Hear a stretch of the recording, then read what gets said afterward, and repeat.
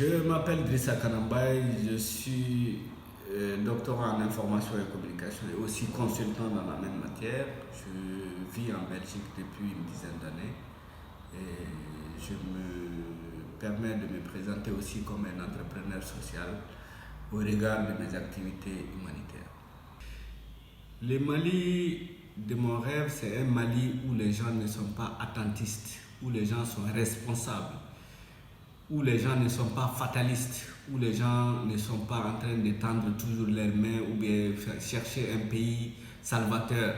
La France quitte là-bas, la Russie bienvenue, etc. Qu'on arrête cela et qu'on soit responsable, qu'on assume notre responsabilité, qu'on prenne notre destin en main et dire que ce n'est pas l'autre, personne ne viendra construire notre Mali à nous et que ça doit être une chaîne.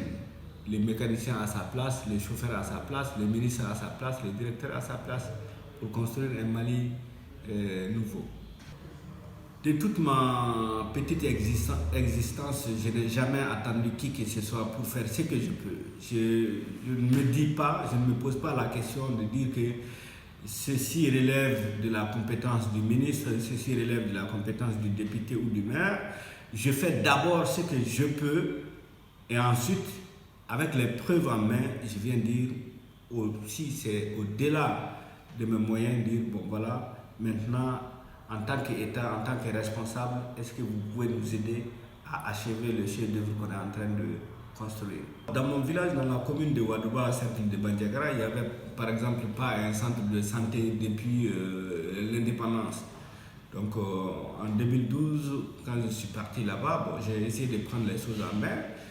J'ai monté des projets, etc. Avec des amis, on est venu faire ces centres de santé. Et en 2012, déjà, on ne pouvait pas imaginer qu'une femme allait accoucher dans un centre de santé. Aujourd'hui, le résultat est à 100%. En plus, deuxième exemple, les femmes, on sait, en Afrique, n'ont pas beaucoup droit aux emprunts dans les banques conventionnelles. J'ai créé un microcrédit.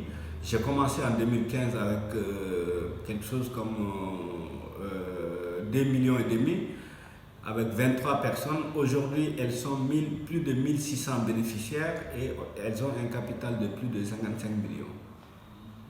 Je crois que ça, bon, des initiatives comme ça, il y en a beaucoup. Hein. En plus de pouvoir d'amener un peu d'argent, à chaque fois que je peux, je participe à la formation. Bon, moi, j'ai construit tout avec elles.